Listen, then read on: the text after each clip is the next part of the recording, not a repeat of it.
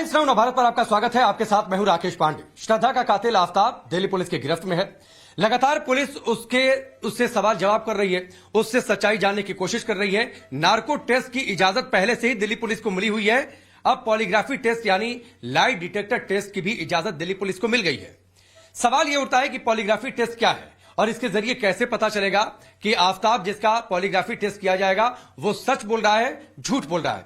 कौन कौन सी मशीनों का इस्तेमाल होता है और साथ ही दिल्ली पुलिस के वो कौन से बड़े सवाल हैं जिन सवालों का जवाब दिल्ली पुलिस जानना चाहती है ताकि आफ्ताब के खिलाफ सारे सबूतों को इकट्ठा किया जा सके और अदालत की दहलीज पर उसे दोषी साबित किया जा सके।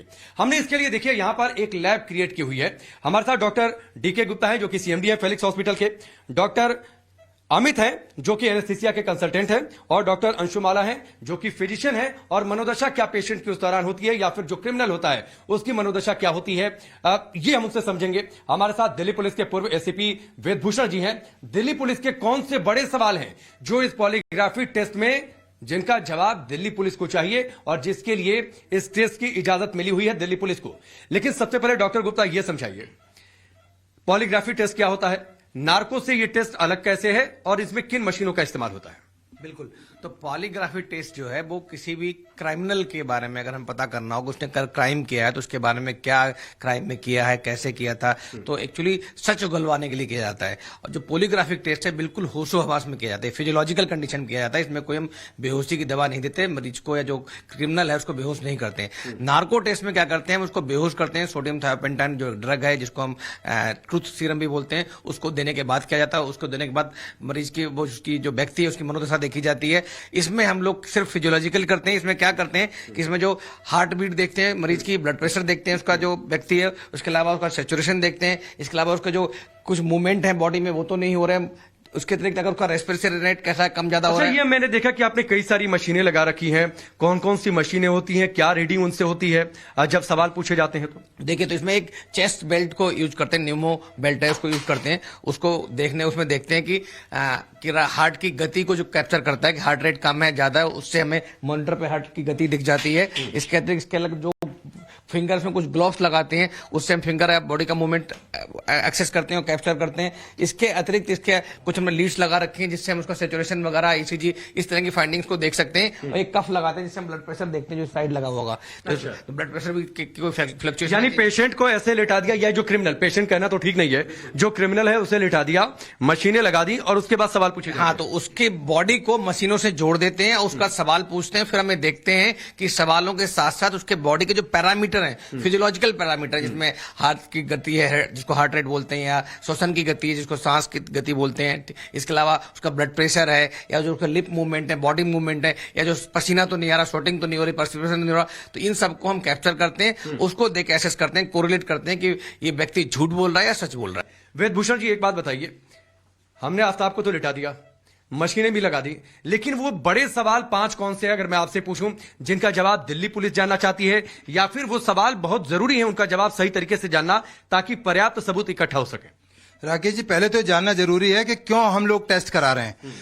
पुलिस इन्वेस्टिगेशंस के दौरान में 3 तरह के टेस्ट पुलिस कराती है और ये दशक का सबसे बड़ा केस है। आम केस में ये इस तरह के टेस्ट नहीं कराए जाते। एक तो इसमें कोर्ट की अप्रूवल लेनी होती है और सुप्रीम कोर्ट की गाइडलाइंस है कि बिना पेशेंट की या बिना मुलजिम की सहमति के, कंसेंट के, आप उसकी बॉडी के साथ किसी भी तरह का कोई टेस्ट नहीं कर सकते। बिल्कुल सुप्रीम कोर्ट की बहुत बड़ी जजमेंट है। उसके अलावा जो नार्को एनालिसिस टेस्ट होता है जिसमें एक ट्रूथ सीरम दिया जाता है, उसका पर्पज है अचेत कर देना, अनकॉन्शियस कर देना। तो नार्को तो हम कर नहीं रहे। दूसरा टेस्ट होता है पोलीग्राफी टेस्ट, जो अब आप किया दिल्ली पुलिस करने जा रही है। पोलोग्राफी टेस्ट का पर्पज दूसरा है, मैं बाद में बताऊंगा। तीसरा टेस्ट होता है ब्रेन मैपिंग टेस्ट।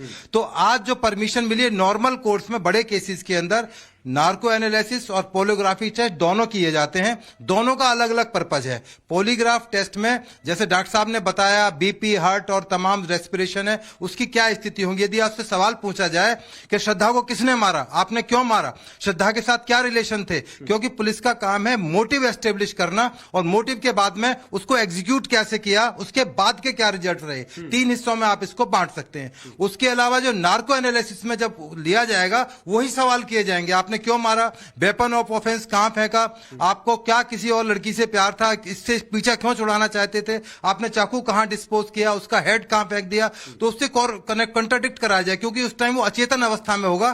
तब जो दोनों सवाल हैं उनको कंपेयर किया जाएगा कि इस सवाल का जब ये चेतन अवस्था में था इसने ये जवाब दिया, जो अचेतन अवस्था में या अनकॉन्शियस पोजीशन में इसने ये जवाब दिया है। इसका मतलब पुलिस की इन्वेस्टिगेशन को एक सहायता मिली। अच्छा, एक चीज बताइए, नार्को टेस्ट की इजाजत पहले से मिली थी, पॉलीग्राफी टेस्ट अब पहले दिल्ली पुलिस करेगी, ये दोनों से रिलेशन क्या है और क्यों पॉलीग्राफी टेस्ट पहले?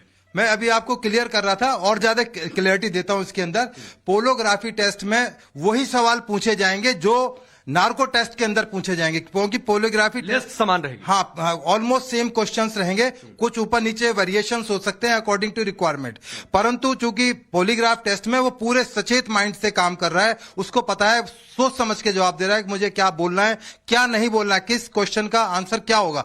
परंतु नार्को एनालिसिस टेस्ट में चूंकि वो अनकॉन्शियस पोजीशन में है या अचेतन अवस्था में है, तो वो अपने माइंड को, ब्रेन को कंट्रोल नहीं कर पाएगा, तो इसलिए जो सच्चाई है वो उगल जाएगा। यहीं पर सबसे बड़ा कंट्रडिक्शन और एक जो इन्वेस्टिगेशन को एक लीड मिलेगी। लेकिन डॉक्टर अमित, एक बात बताइए कि इसमें तो एनेस्थीसिया दी नहीं जाती है, इसमें इंजेक्शन कोई देते नहीं है, पेशेंट फुल कॉन्शियस होता है, तो क्या गारंटी नहीं है कि वो मशीनों को चकमा दे जाए?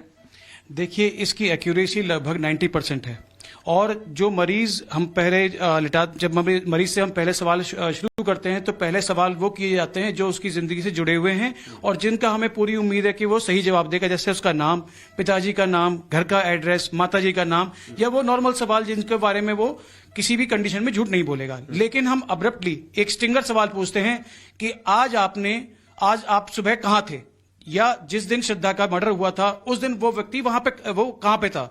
तो अगर हम वो झूठ बोलेगा तो उसकी भाव भंगिमा से और उसके शरीर के तापमान से, ब्लड प्रेशर से, हार्ट रेट से और पसीने आना, ये कुछ 5 फैक्टर्स हैं जिनसे हम एनालिसिस कर सकते हैं कि मरीज सच बोल रहा है या झूठ बोल रहा है। ठीक है डॉक्टर अंशुमाला, क्या जो क्रिमिनल है उसके शरीर में क्या ऐसा परिवर्तन होता है अगर किसी सवाल को वो गलत बोल रहा है? अगर मैं साइंटिफिकली आपसे समझूं कि मशीनें कैसे रीड करती हैं? व्हाट हैपेंस कि एक्चुअली जो बॉडी ह्यूमन की साइकोलॉजिकल कंडीशन से उसकी बॉडी में फिजियोलॉजिकल चेंजेस भी आते हैं, तो हमारा जो ऑटोनॉमिक नर्वस सिस्टम होता है वो हमारे कंट्रोल में नहीं होता है। तो जब भी कोई नर्वस हो या झूठ बोलने की कोशिश कर रहा हो तो ये उसकी ब्लड प्रेशर बढ़ने के चांसेस रहते हैं, हार्ट रेट उसकी हाई हो सकती है, पर्स्पिरेशन, स्वेटिंग जिसको हम बोलते हैं, स्वेटिंग आएंगे, और उसकी टेम्परेचर, बॉडी में टेम्परेचर चेंजेस आ सकते हैं, बॉडी लैंग्वेज भी उसकी थोड़ी सी चेंज हो जाएगी, आई मूवमेंट्स चेंज हो जाएंगे। इस तरह के फीचर्स से हम डिटेक्ट कर सकते हैं कि पॉसिबली है कि वो नर्वस है या। जरा बताइए कहां से क्या मॉनिटर होता है? डेमो करते हैं, ठीक है। आपका नाम क्या है? आपका नाम क्या है? आफ्ताब। कहां रहते हैं? मुंबई। आपके घर में कौन कौन है? आप कहां के रहने वाले हैं? मुंबई। श्रद्धा को जानते थे? हाँ। श्रद्धा लास्ट आप कब मिले थे श्रद्धा से? 6 महीने पहले। अब ये कई सवाल आपने डॉक्टर साहब पूछ लिए, तो इस समय आप बीफ देख रहे होंगे, अगर ये झूठ बोल रहे होंगे तो इनके जो बॉडी के जो मूवमेंट है, खास करके जो आई मूवमेंट है, जो होठ के मूवमेंट है, उंगलियों के मूवमेंट है, पैरों की उंगलियों के मूवमेंट है, वो फ्लिकर करने लगेंगे, ब्लड प्रेशर की रीडिंग बढ़ जाएगी, हार्ट रेट जो है 80 चल रहा था हो सकता है 100 हो जाएगा। ये भी बड़ी खबर आई है कि वो बाकायदा एक रफ नोट बनाया करता था और उस रफ नोट में बॉडी पार्ट्स को कहां उसने रखा, कहां उसने डिस्पोज किया, ये सब कुछ वो बड़ा नोट करता था। तो उसको भी तो आइडिया होगा ना कि जिस दिन मैं पकड़ा जाऊंगा मेरा पॉलीग्राफी टेस्ट हो सकता है, मेरा नार्को टेस्ट हो सकता है, तो पॉलीग्राफी टेस्ट उसमें तो पूरा कॉन्शियस क्रिमिनल होता है, तो उससे कैसे निपटना, ये पूरी तैयारी उसने की होगी सर। बिल्कुल, तो जो सातिर क्रिमिनल होते हैं वो इससे बच सकते हैं, इसकी पॉलीग्राफी से बच सकते हैं, बिल्कुल बच सकते हैं। 100% कंफर्मेशन की बिल्कुल नहीं है, 80-70% है, डिपेंडिंग अपॉन द किस तरह का क्रिमिनल है। अगर वो सातिर यानी 100% प्रूफ नहीं है पॉलीग्राफी टेस्ट? बिल्कुल, पॉलीग्राफी भी नहीं है और इवन नार्को भी 100% नहीं है। 5 सवाल मान लीजिए कि आप उस टीम का हिस्सा है जो कि पॉलीग्राफी टेस्ट कर रही है और आपके पास जिम्मेदारी है कि आप सवाल पूछेंगे।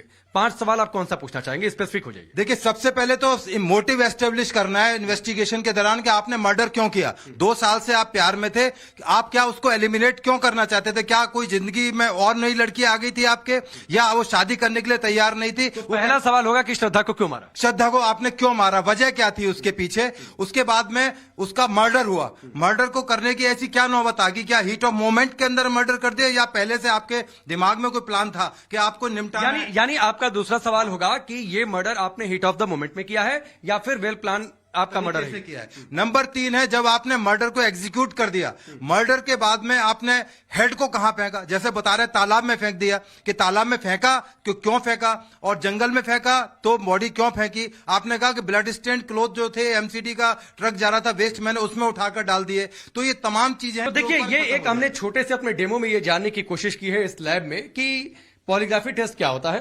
पॉलीग्राफी टेस्ट में किन मशीनों का इस्तेमाल होता है और वो ज्वलंत सवाल कौन से हैं, प्रश्न कौन से हैं जिनका जवाब जानना इस केस को हल करने के लिए बहुत जरूरी है। मर्डर कब किया, कैसे किया, पार्ट्स बॉडी के कहां हैं, पेरेंट्स का रोल क्या है, उनके वेयर अबाउट के कहां हैं, मर्डर वेपन कहां है, शरीर के बाकी टुकड़े कहां हैं, कितनी गर्लफ्रेंड्स थी, कई सारे सवाल हैं और उन सवालों का जवाब जो भी आफ्ताब देता है उनकी एक रिपोर्ट तैयार होगी और उसके बाद जब नार्को टेस्ट होगा उन नार्को टेस्ट में भी कमोबेश ऐसे ही सवाल होंगे और इन सारे जवाब का मिलान होगा और उसके आधार पर दिल्ली पुलिस सबूतों को लेकर कोर्ट में जाएगी और कहेगी कि यह नतीजा निकला और उसके आधार पर आफ्ताब का अंजाम तय होगा। चलिए फिलहाल यहां पर रुकेंगे ब्रेक के लिए। ब्रेक के उस पार भी टाइम्स नाउ भारत पर खबरों का सिलसिला जारी है।